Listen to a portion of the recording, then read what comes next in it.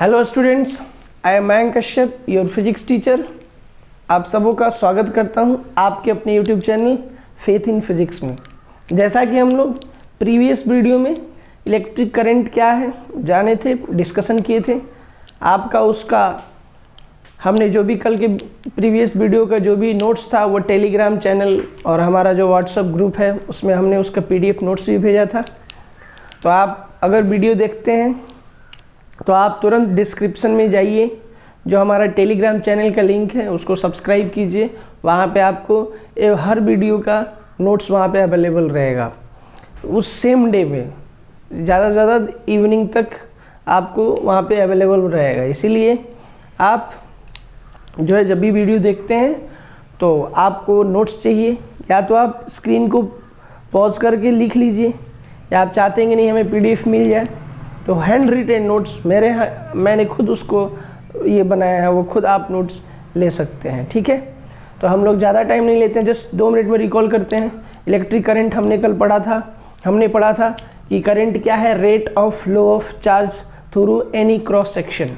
क्यों rate important है हमने एग्जाम्पल के थ्रू बताया था, है ना, रामलाल वाला एग्जाम्पल आप देखेंगे उस वीडियो में हमने बताया था। नेक्स्ट हमने देखा था कि भैया करंट कब होगा, जब हमारा चार्ज फ्लो करेगा। आपको हमने ये भी बताया था कि पॉजिटिव चार्ज किधर फ्लो करता है, तो पॉजिटिव चार्ज हमेशा हायर पोटेंशियल से लोअर पोटेंशियल की ओर मूव करता है।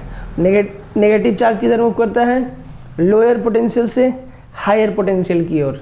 तो करंट का डायरेक्शन होता है, बट करंट स्केलर क्वांटिटी ही है। क्यों? क्योंकि current vector law of addition को फॉलो नहीं करता है। और हमने ये देखा था कि डायरेक्शन है तो किधर होता है, तो हमने देखा था करंट की डायरेक्शन जो है जिधर पॉजिटिव चार्ज फ्लो करेगा उधर करंट का डायरेक्शन होगा। अगर निगेटिव चार्ज फ्लो कर रहा है तो करंट का डायरेक्शन उसके अपोजिट डायरेक्शन में होगा। इसमें हमने कुछ बहुत बेसिक्स क्वेश्चन किए थे। हम लोग आगे बढ़ते हैं। एक क्वेश्चन है आपके स्क्रीन पे, इसको देखते हैं। क्वेश्चंस को कभी भी मिले बनाने के लिए आपने कॉन्सेप्ट सीखा है, आपका इनिशियल फेज है, स्टार्टिंग है। आप जानते हैं कि नहीं ये चीज़ बहुत आसान है, लेकिन घबराना नहीं है, डायरेक्ट आंसर निकालने की कोशिश नहीं होनी चाहिए। हमें देखना है क्वेश्चंस क्या बोल रहा है, क्योंकि हमारा अप्रोच सही होना चाहिए। अगर वो अप्रोच सही रहेगा तो हम हर क्वेश्चंस में उसी अप्रोच से क्वेश्चंस सॉल्व करेंगे, है ना। और ये एक आदत होता है जो कल्टीवेट करना पड़ता है। तो हम देख क्वेश्चन क्या है, हमारा एवरेज करंट निकालना है ना। हमने देखा कि in a given time of 10 second 14 electrons passes from right to left. तो हम सबसे पहला लाइन पढ़े कि 10 सेकेंड में हमको 40 इलेक्ट्रॉन पास कर रहा है राइट से लेफ्ट। तो इलेक्ट्रॉन किधर से किधर पास कर रहा है, राइट टू लेफ्ट।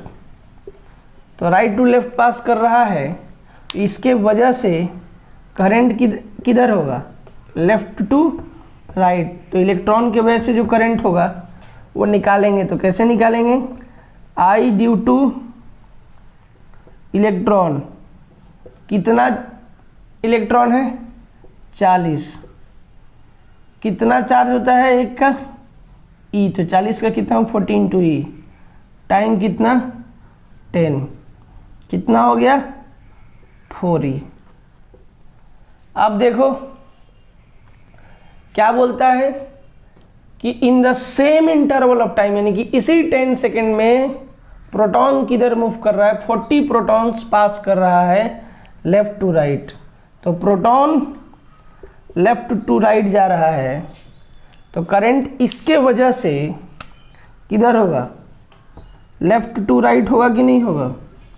ये हो गया I ड्यू टू प्रोटॉन। तो जब आप I ड्यू टू प्रोटॉन लिखेंगे तो क्या लिखेंगे, N कितना 40, चार्ज प्रोटॉन पे कितना है, चार्ज का मैग्नीट्यूड E ही बाई 10, ये भी कितना हो जाएगा 4E।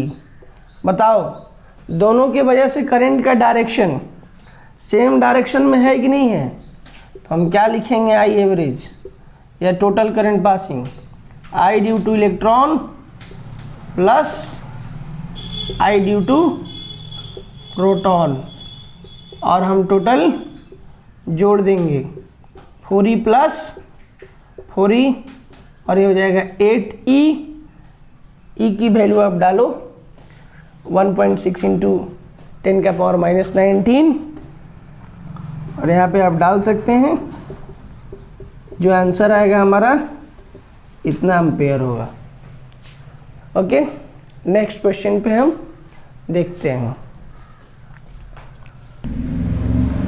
अब हम लोग नेक्स्ट क्वेश्चन देखते हैं, आपके स्क्रीन पे है कि 10,000 अल्फा पार्टिकल्स पास पर minute through a straight tube of radius r, what is the resulting current. बहुत सारी चीज़ें कभी कभी क्वेश्चन में दिया रहता है जैसे, तो उसको देख के हम लोग कंफ्यूज हो जाते हैं। क्वेश्चन में क्या है कि स्ट्रेट ट्यूब है, इससे क्या हो रहा है, 10,000 अल्फा पार्टिकल पास कर रहा है 1 मिनट में, तो टाइम कितना है 1 मिनट। 1 मिनट मतलब 60 सेकेंड। हमेशा हम प्रॉब्लम सॉल्व करते हैं तो कोशिश करते हैं हम स्टैंडर्ड यूनिट में ही करें। अगर मेंशन है कि यही यूनिट लेना है तब तो कोई दिक्कत नहीं है, नहीं तो कुछ भी नहीं है तो हम समझेंगे कि हमेशा स्टैंडर्ड यूनिट ही लेके करेंगे। अब देखो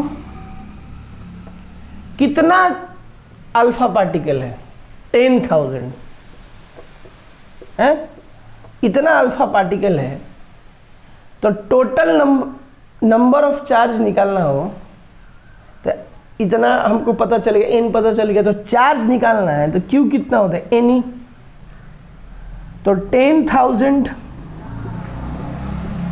इंटू एक अल्फा पार्टिकल पे चार्ज कितना होता है 2e, क्या हो जाएगा ये, क्योंकि अल्फा पार्टिकल का मतलब क्या होता है, ऐसा ही होता है ना, हीलियम प्लस 2 2 4, यही ना है हमारा अल्फा पार्टिकल, तो हमारा ये निकल गया Q।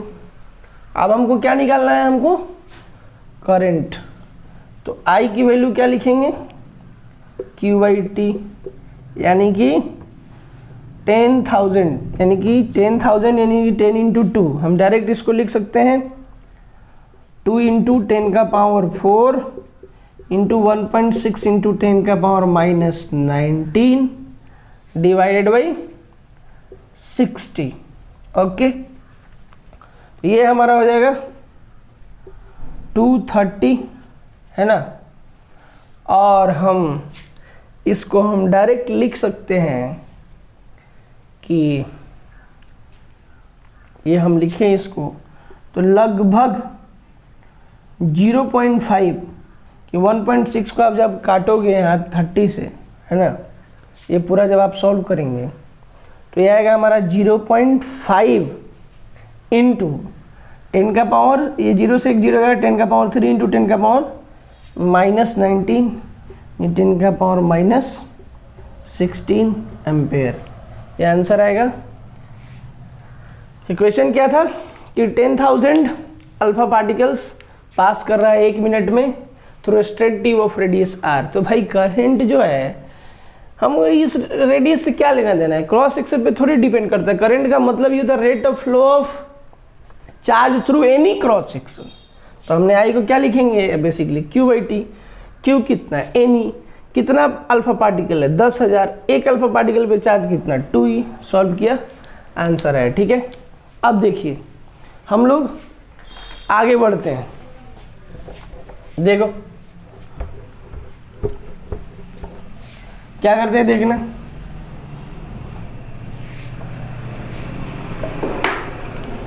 अच्छा, हम जानते हैं कि हमने आपको बताया कि बेसिकली करंट को हम क्या लिखते हैं, डेफिनेशन मैथमेटिकली नहीं लिखते हैं dq/dt, या किसी इंस्टेंट पे करंट को क्या लिखते हैं dq/dt, किसी टाइम t पे। यहाँ से आप अगर मान लो ये करंट ऐसा है, ठीक है, अब सुनो, मान लो कि करंट जो दिया हुआ है वो खुद क्या है, इज फंक्शन ऑफ टाइम। समझ में आ रहा है ना, फंक्शन ऑफ टाइम कहने का मतलब कि जैसे इसका मतलब एग्जाम्पल की समझो कुछ ऐसा कि i बराबर दिया हुआ है t² + 5t, या i दिया हुआ है तुम्हारा 2t+5 इस तरीके का कुछ दिया हुआ है। समझ में आ रहा है कि नहीं?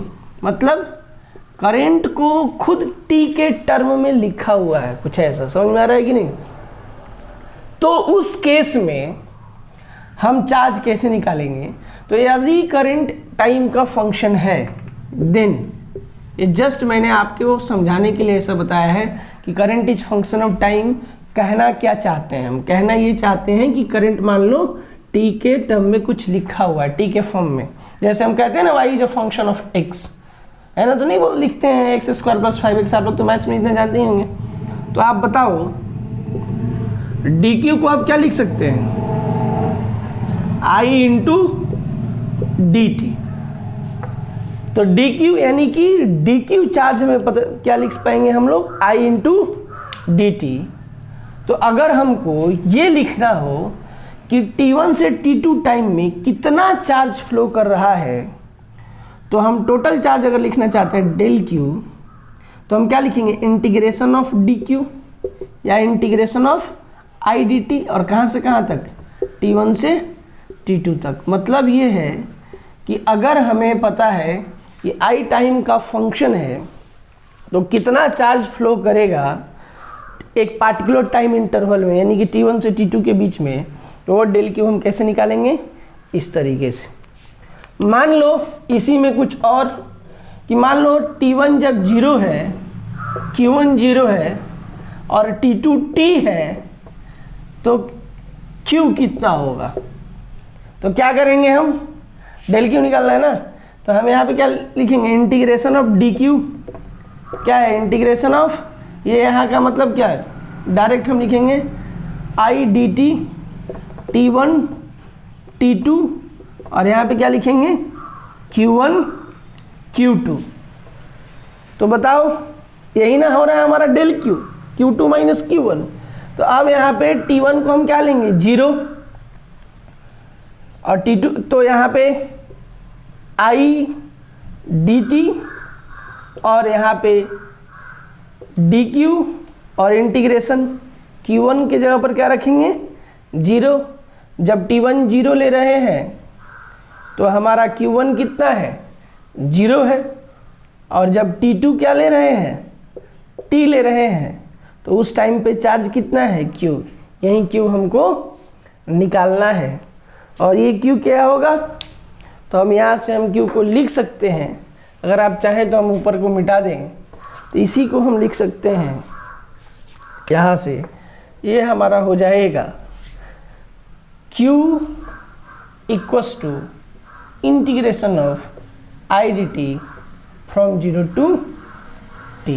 हमेशा ध्यान रखना है। हमने क्या देखा कि चूंकि हम जानते हैं कि i बराबर क्या होता है? dq/dt। और यदि i खुद t के फॉर्म में कुछ हो, यानी t टाइम का फंक्शन हो, तो हम dq को i dt भी लिख सकते हैं। और हम जब इंटीग्रेशन करेंगे, यानी ये dq क्या है? यानी कि dq मतलब स्मॉल चार्ज जो फ्लो कर रहा है dt टाइम में। तो अगर हम डेल क्यू निकालना चाहते हैं, यानी कि कितना चार्ज फ्लो कर रहा है अगर एक पार्टिकुलर टाइम इंटरवल में, तो डेल क्यू कैसे लिखेंगे? इंटीग्रेशन ऑफ dq यानी integration of i dt from t1 to t2।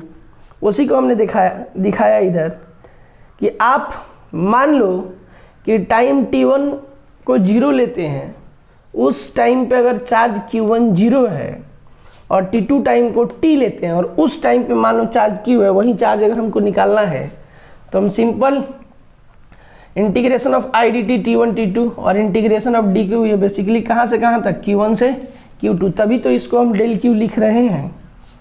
और t1 0 लिए तो q1 कितना? 0। ये हम मान रहे हैं। ऐसा केस जरूरी, एक स्पेशल केस ऐसा मैंने समझाया, जब क्वेश्चंस करेंगे तो बड़ी अच्छे से समझ में आएगा। t2 के जगह पर टाइम जब t तो चार्ज क्या है? q।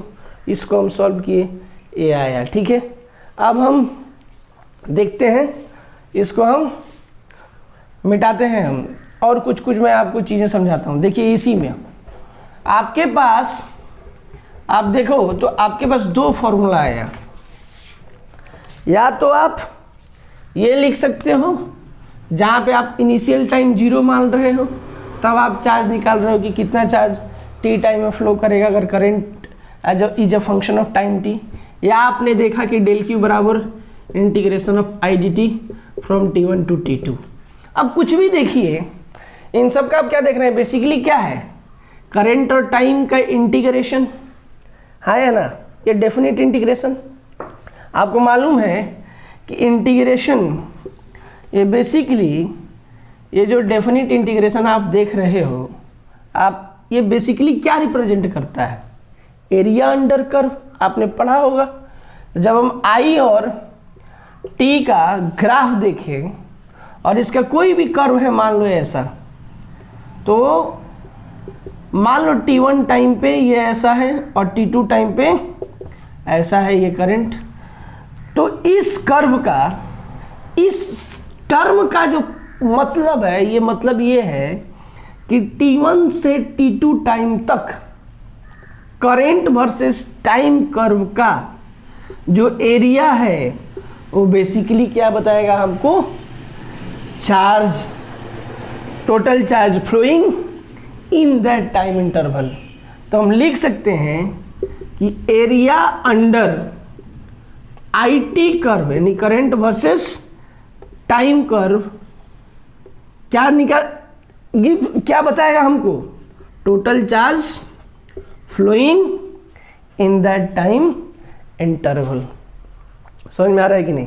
इस पे हम लोग नेक्स्ट क्वेश्चन करते हैं। मैं फिर से रिपीट करूं कि यहां से हम ये भी लिख सकते हैं, इस इंटीग्रेशन का, या ये कोई भी इंटीग्रेशन है, इसका मतलब ये T1 की जगह पर आप 0 भी ले सकते हो, है ना। जब यही इसी को लेके हम समझा दिए तो इसी का नया स्पेशल केस था। तो आप ये समझें कि ये जो इंटीग्रेशन है बेसिकली डेफिनेट इंटीग्रेशन क्या रिप्रेजेंट करता है, एरिया अंडर कर्व, यानी कि करंट वर्सेस टाइम कर्व का एरिया हमको चार्ज बताएगा कि कितना चार्ज फ्लो कर रहा है। तो area under i t curve gives the charge flowing in a particular time interval. Okay, अब इस पे हम लोग कुछ क्वेश्चंस करते हैं। देखिए,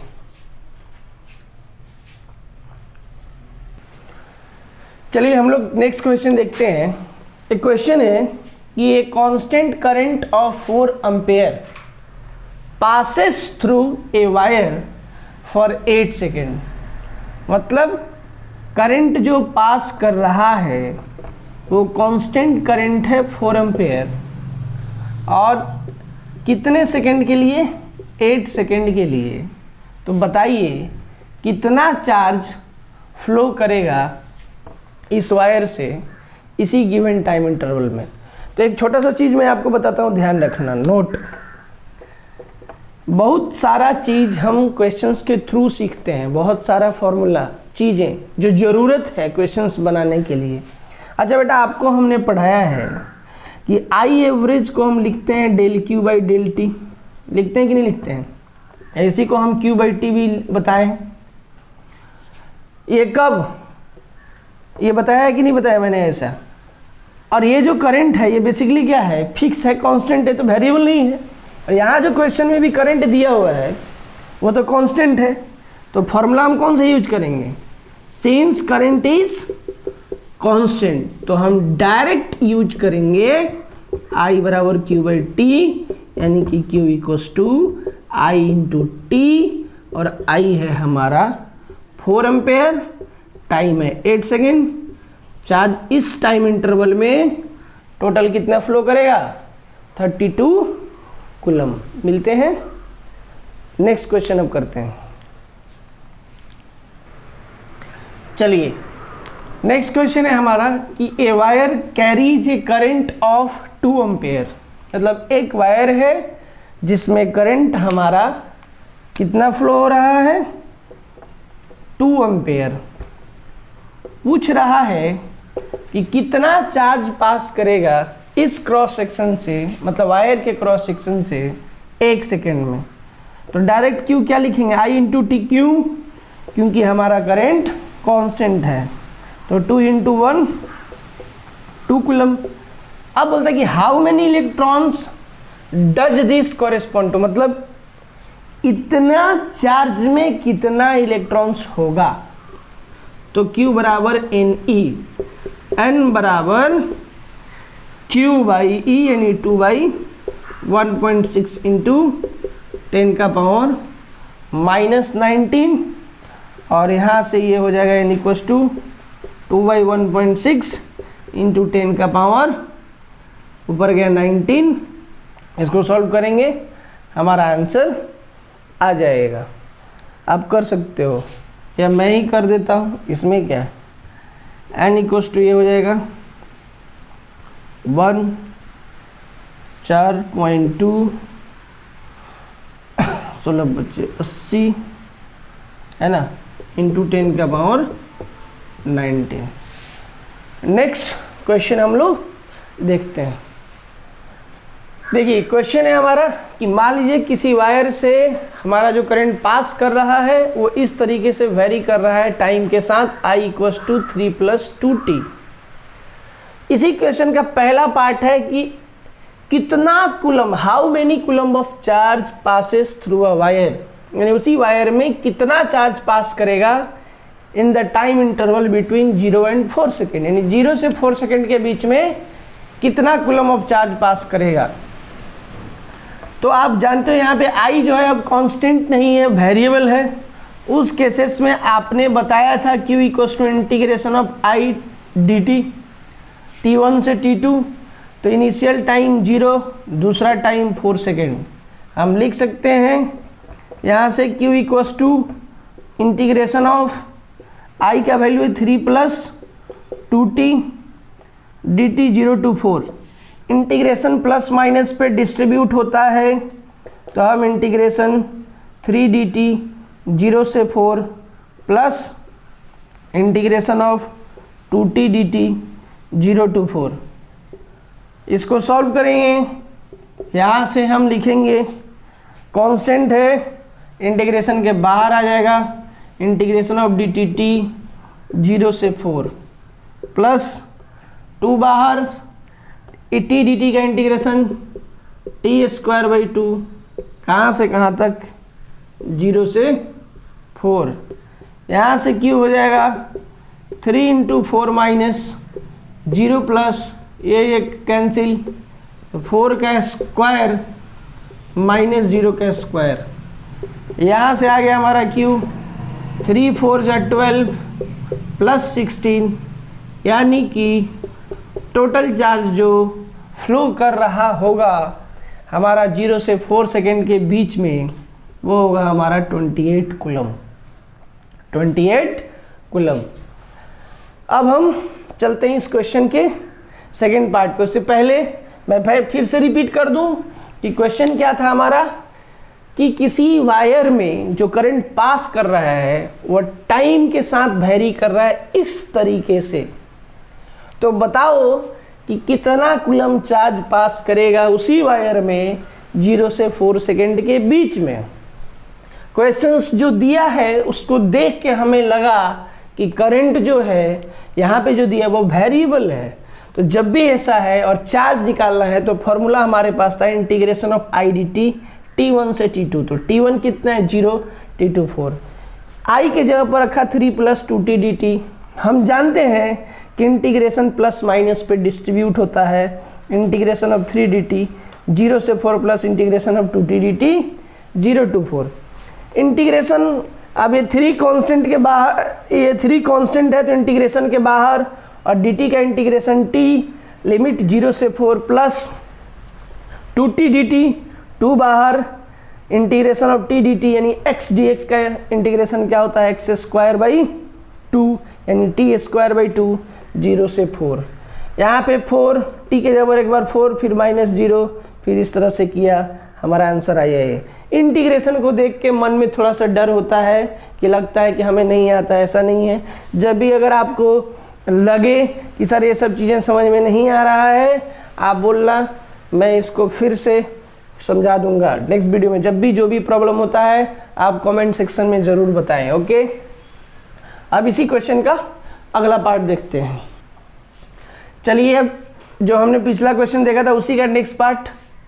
पहला पार्ट में तो हमें करंट निकालना था, करंट दिया हुआ था ये, और हमें चार्ज निकालना था कि 0 से 4 सेकेंड्स में कितना चार्ज फ्लो करेगा। 28 कूलम आया था। इसी क्वेश्चन का सेकंड पार्ट बोलता है कि what constant current would transport the same charge in the same time interval. मतलब सेम टाइम इंटरवल में अगर सेम चार्ज फ्लो कर रहा है तो कितना कांस्टेंट करंट फ्लो करेगा। क्वेश्चन समझिए, क्वेश्चन है ठीक है। फर्स्ट पार्ट में था कि भैया आपका एक वेरिएबल करंट था 3+2t जो पास कर रहा था और टाइम के साथ में वो वेरी भी कर रहा था, तो आपको बताना था कि उसी वायर में 0 से 4 सेकंड के बीच में कितना चार्ज फ्लो कर रहा होगा। तो आपने निकाला था 28 कूलम। अब बोल रहा है कि वही 28 कूलम अगर उसी वायर में सेम टाइम में यानी 4 सेकंड में पास कर रहा है तो कितना कांस्टेंट करंट पास करेगा।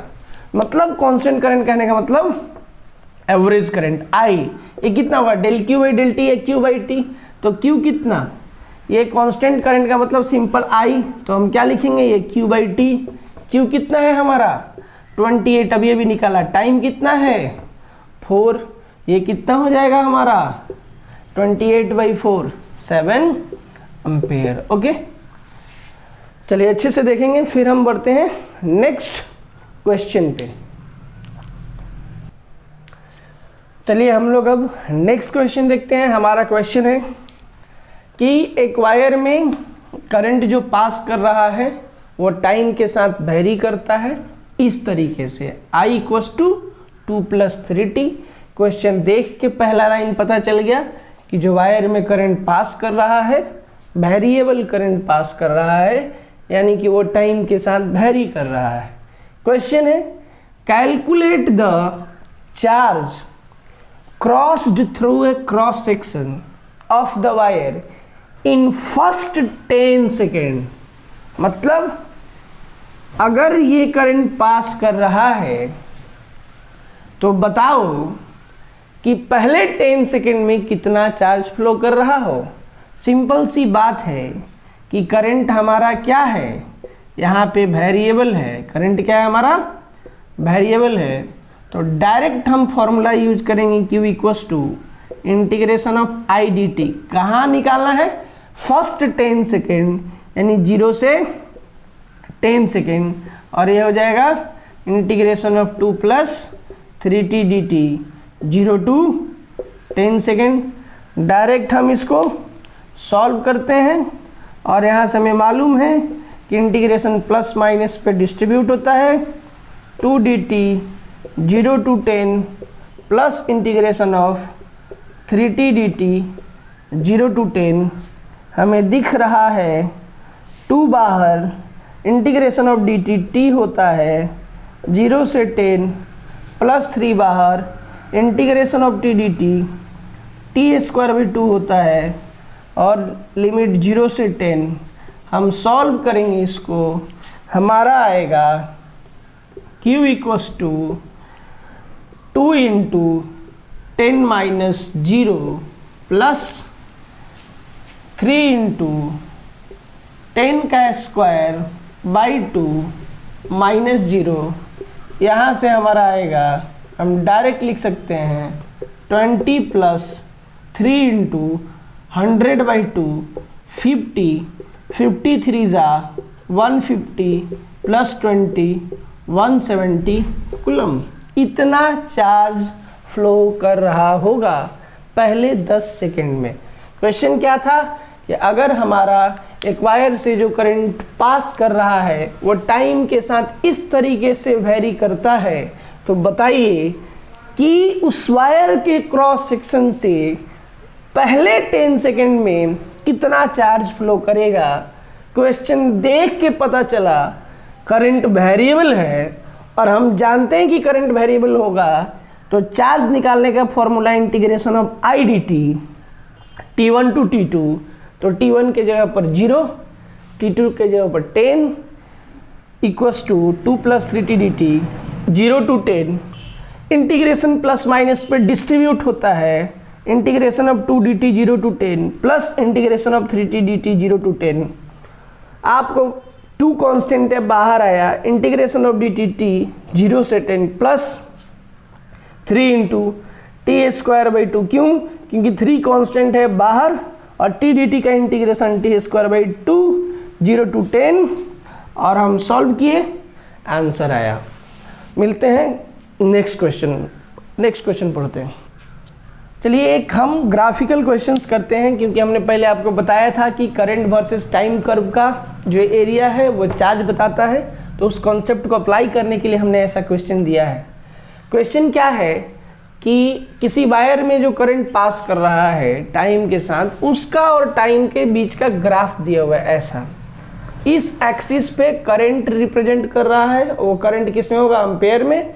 और इस हॉरिजॉन्टल लाइन पे या हॉरिजॉन्टल लाइन पे टाइम को हमने दिखाया है, और वो टाइम किस में लिया है हमने? सेकंड में। दिखा रहा है कि जब टाइम 0 है करंट हमारा 10 एम्पेयर है, और जब टाइम 10 सेकेंड है तो करंट हमारा 0 है। क्वेश्चन है कि बताइए कितना चार्ज फ्लो कर रहा होगा सेम वायर में 10 सेकेंड में। तो हम डायरेक्ट क्या लिखेंगे कि charge flowing through the wire क्या होता है? Area under IT curve. ये कौन बताया? आप ही ने तो बताया सर। तो एक कर्व है हमारा, तो इस कर्व का एरिया कौन सा है? यही है ना। तो एरिया कैसे निकालेंगे? तो एक राइट एंगल ट्रायंगल बना रहा है, राइट एंगल ट्रायंगल, तो इसका क्या एरिया यूज करेंगे? Half into base into height. तो हम डायरेक्ट लिखेंगे हाफ बेस कितना? 10, ये हमारा हो जाएगा 50 कूलम। ठीक है, ये हमारा क्वेश्चन है। अब हम टोटल जितना भी कॉन्सेप्ट पढ़े हैं उस कॉन्सेप्ट पे अभी तक हमने क्वेश्चंस करा है। इसका आप पिछला वाला जो लोग वीडियो नहीं देखे वो भी देखेंगे, आज वाला देखेंगे। उसका नोट्स हमने अपने टेलीग्राम चैनल या व्हाट्सएप ग्रुप में हमने PDF में डाला है, वहाँ से आप लेंगे। और इसमें जो भी आपको अगर डाउट लगता हो कमेंट्स में आप बताएंगे। आज का भी नोट्स हम लोग PDF में प्रोवाइड करा देंगे अपने टेलीग्राम चैनल और व्हाट्सएप ग्रुप में।